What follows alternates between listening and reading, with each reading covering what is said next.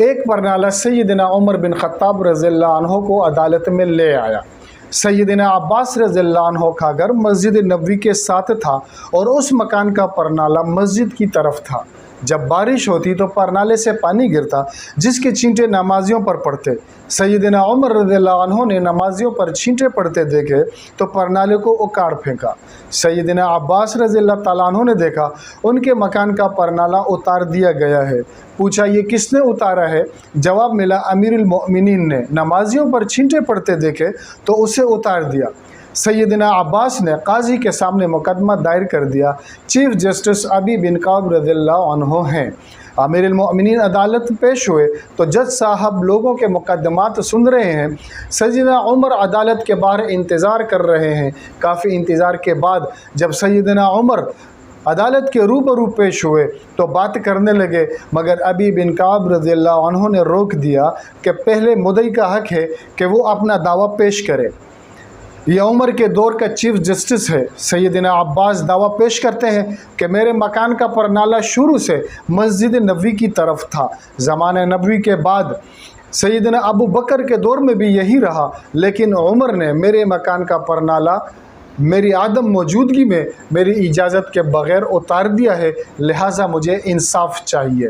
Chief justice अबी बिन काब रज़ियल्लाहु अन्हु कहते हैं, आप बेफ़िक्र रहें, आपको इंसाफ मिलेगा।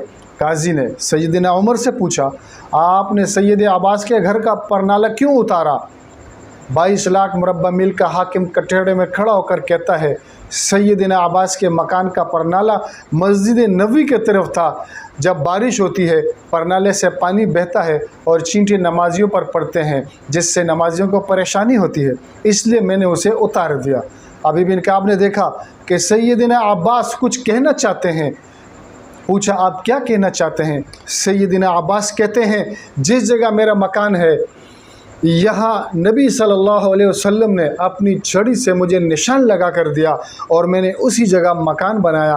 फिर जब परनाला नस्ब करने का वक्त आया तो नबी ने कहा, चचा मेरे कंधे पर खड़े होकर इस जगह पर परनाला नस्ब। मैंने नबी के कंधे पर खड़ा होने से इनकार किया, मगर भतीजे के इसरार पर मैंने उनके कंधे पर खड़ा होकर यहाँ परनाला नस्ब किया। यहाँ परनाला नबी सल्लल्लाहु अलैहि वसल्लम ने खुद लगवाया था। अबी बिन काब ने पूछा, इसका कोई गवाह है आपके पास? सैयदना अब्बास फ़ौरन बाहर गए और कुछ अंसार को लेकर आए।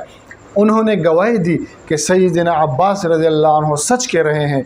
ये सुनते ही सैयदना उमर के होश उड़ गए और रोने लगे। आंसुओं की झड़ी लग गई। अपना प्यारा नबी याद आ गया और ज़माने नबी का मंज़र नज़रों में घूम गया। अदालत में सबके सामने ये 22 लाख मुरब्बा मील का हाकिम सर झुकाए खड़ा है, जिसका नाम सुनकर कैसर और किसरा के ईवानों में लर्ज़ा तारी हो जाता था। सैयदना अब्बास से कहा, मुझे नहीं मालूम था कि ये परनाला नबी सल्लल्लाहु अलैहि वसल्लम ने खुद लगवाया है। आप चलिए मेरे साथ, जैसे नबी ने परनाला लगवाया था वैसे ही आप लगाएं। चश्मे कायनात ने देखा वक्त का हाकिम दोनों हाथ मकान की दीवार से लगा कर खड़ा हो गया है, बिल्कुल उसी तरह जैसे नबी खड़े हुए थे। सैयदना अब्बास अमीरुल मोमिनीन के कंधों पर खड़े हुए और दोबारा उसी जगह पर परनाला लगाया। वक्त के हाकिम का ये सलूक देखकर सैयदना अब्बास ने मकान मस्जिद नबवी को वक्फ कर दिया।